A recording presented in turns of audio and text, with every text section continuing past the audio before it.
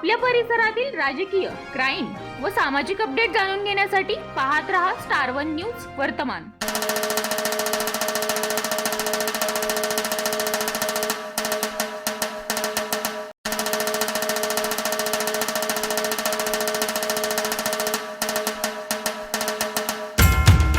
सांगली जिल्ह्यातील कमळापूर येथे सामायिक पायवाटेच्या वादातून पवार बंधूंमध्ये झालेल्या हाणामारीनंतर दोघांविरुद्धही विटा पोलीस ठाण्यात परस्पर गुन्हे दाखल करण्यात आले आहेत।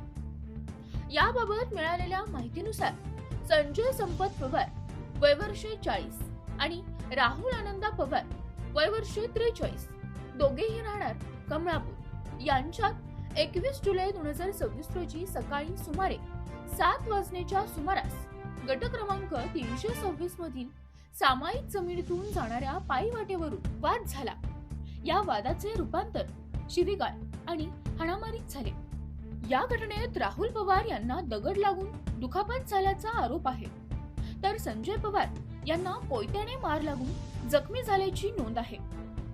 या प्रकरणी दोघांनीही एकमेकांविरुद्ध विटा पोलीस ठाण्यात तक्रार दाखल केली आहे।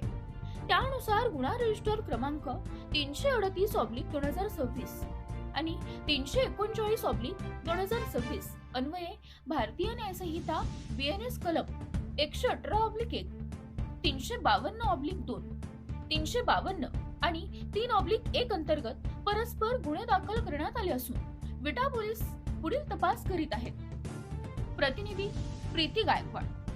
अशा बातम्या पाहण्यासाठी आमच्या चॅनेलला लाईक, शेअर, सबस्क्राईब करा।